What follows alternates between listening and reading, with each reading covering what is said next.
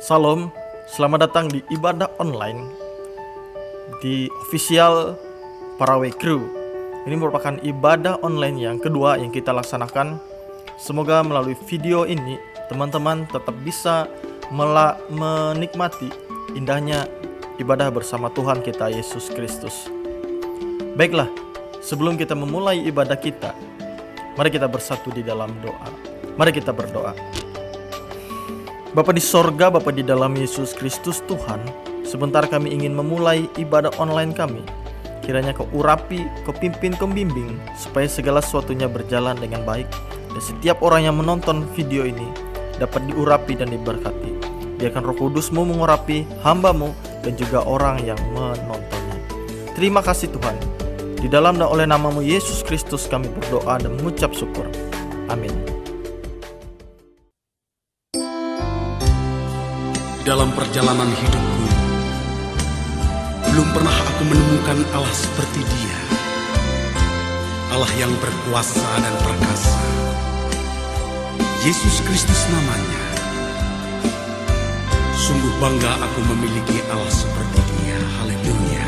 Allah kuasa melakukan segala perkara. Allahku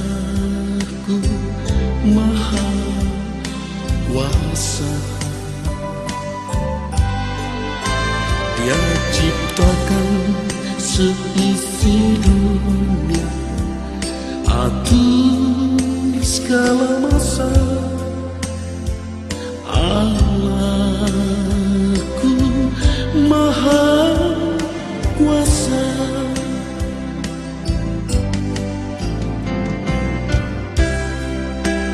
Dialah Allah yang maha kuasa, Allah yang dahsyat, Allah yang tiada bandingannya. Dialah Allah yang menciptakan langit dan bumi dan seisinya. Dialah Allah yang maha agung, Allah yang maha perkasa. Yesus Kristus namanya. Allah yang penuh kasih, yang sudah turun ke dunia untuk menghapus semua dosa-dosa manusia yang percaya kepada Dia. Sungguh, Dialah Allah kita yang perkasa. Yesus Kristus namanya. Haleluya.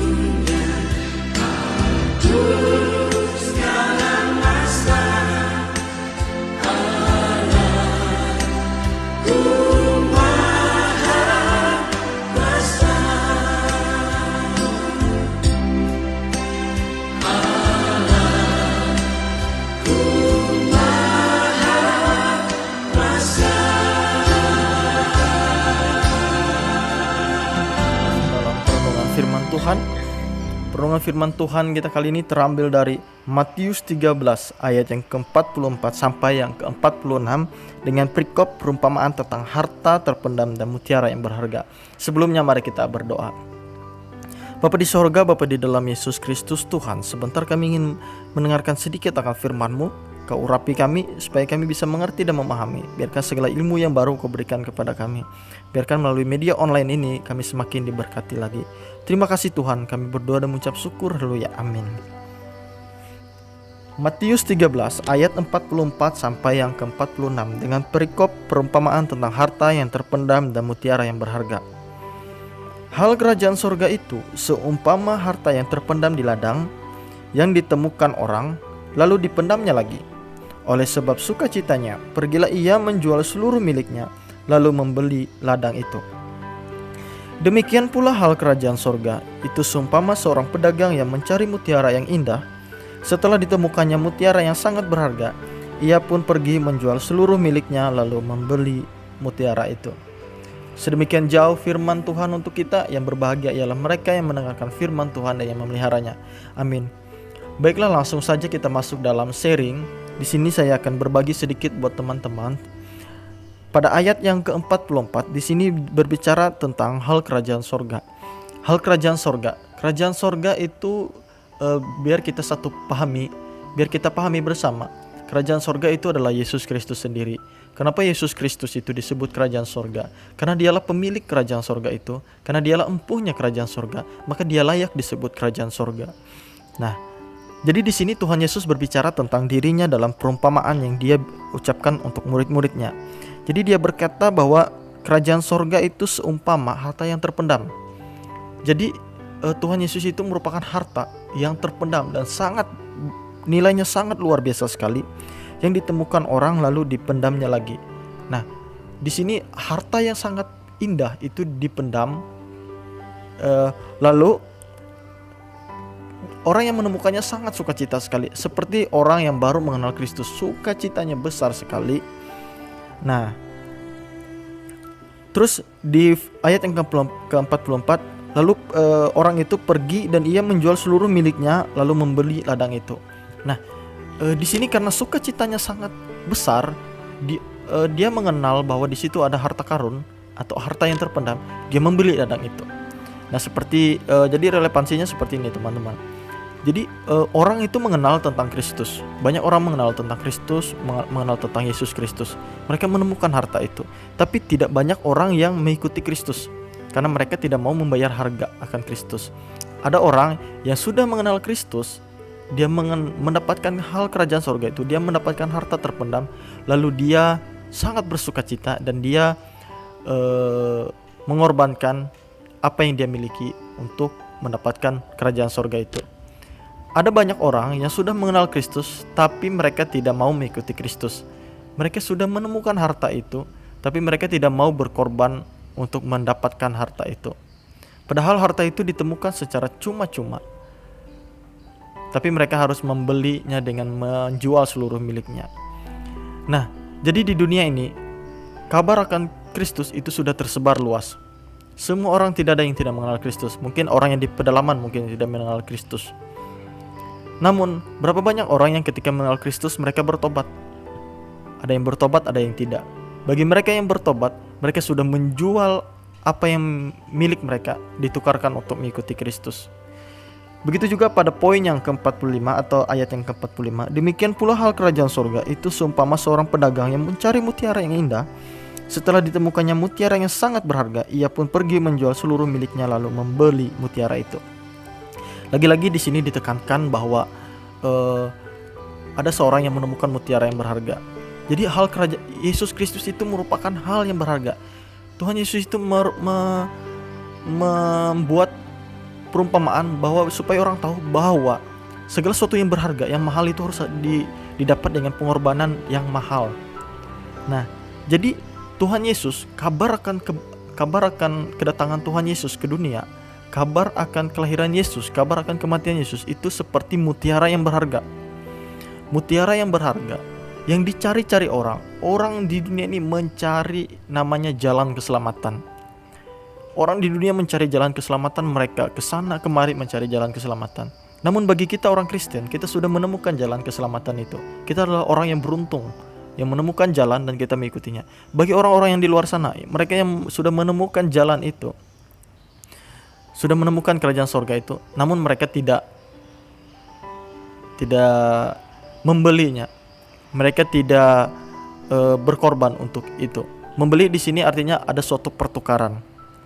Nah, jadi pertukarannya, ketika mereka sudah menemukan Kristus, mereka harus menukarkan apa yang mereka miliki untuk ditukarkan. Artinya seperti ini. Orang, apa yang kita miliki? Manusia ini memiliki apa sebenarnya? Harta atau kekayaan? Tidak. Yang manusia miliki itu hanya dosa. Dosalah yang teman-teman miliki. Yang kita miliki itu hanya dosa. Jadi ketika kita mengikuti Kristus, dosa itu ditukar dengan Kristus. Kristus mendapatkan dosa dan kita mendapatkan hidup yang kekal. Namun karena dia adalah Tuhan dan Juru Selamat, dosa kita itu diampuni. Tidak ada kuasa maut yang dapat berkuasa atas Kristus.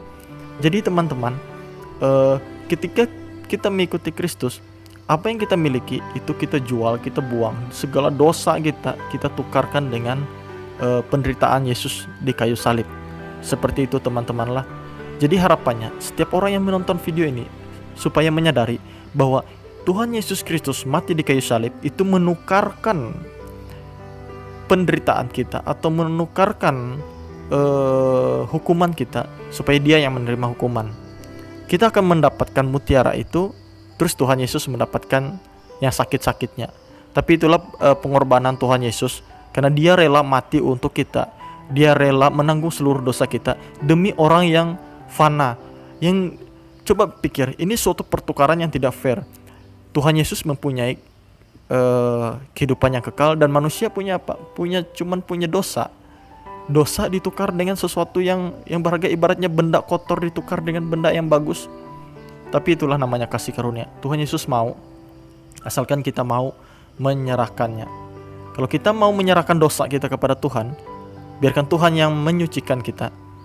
Tuhan Yesus menyucikan kita. Maka kita akan mendapatkan hidup yang kekal itu, kita akan mendapatkan mutiara itu, kita akan mendapatkan harta yang terpendam itu. Berdirilah di tempat orang yang menerima hidup yang kekal itu. Mungkin sekian yang bisa saya sharingkan buat teman-teman. Biarkan firman ini mengajarkan kita, supaya kita sudah mendapatkan hidup yang kekal itu, kita sudah mendapatkan kerajaan surga itu. Biarkan hidup kita penuh dengan pengorbanan, berikan yang terbaik untuk Tuhan, karena Tuhan sudah memberikan yang terbaik. Kita memberi bukan karena untuk menerima, tapi kita memberi karena kita sudah dikasih. Seperti itu teman-teman. Sekian mungkin yang bisa saya sharingkan buat kita pada kesempatan kali ini. Biarkan firman ini bermanfaat, berguna, dan membangun iman teman-teman semua. Terima kasih. Kita akan tutup dengan doa. Bapa di sorga, Bapa di dalam Yesus Kristus, terima kasih Tuhan, kami sudah menerima hidup yang kekal, kami sudah menerima kerajaan surga itu. Biarkan kami bisa mempertahankannya, hidup yang kekal itu, dengan selalu setia dan mengenalkan Engkau di setiap hidup. Dan karena Engkaulah juru selamatku, juru selamat kami yang membawa kami ke dalam hidup yang kekal. Terima kasih Tuhan, biarkan semakin banyak lagi orang yang mengenal Engkau, yang mengikuti Engkau, dan semakin banyak lagi biar dunia ini dilingkupi dengan kasih karunia-Mu. Terima kasih Tuhan. Di dalam doa nama-Mu kami berdoa dan mengucap syukur. Haleluya, amin. Baiklah, kita sudah sampai pada penghujung ibadah kita. Biarkan melalui ibadah singkat online ini teman-teman bisa diberkati dan tidak membatasi teman-teman untuk datang ke hadirat Tuhan. Ingat, banyak cara iblis untuk menjauhkan kita dari Tuhan, tapi banyak juga cara Tuhan untuk mendekatkan kita pada dirinya. Biarkan ibadah online ini senantiasa memberkati kita semua. Mari kita berdoa. Bapa di surga, kami tadi sudah menyelesaikan ibadah kami. Biarkan ke depan kami akan menjadi lebih baik lagi. Kami akan memberi karena kami sudah diberi. Terima kasih Tuhan. Kami berdoa dan mengucap syukur. Haleluya, amin.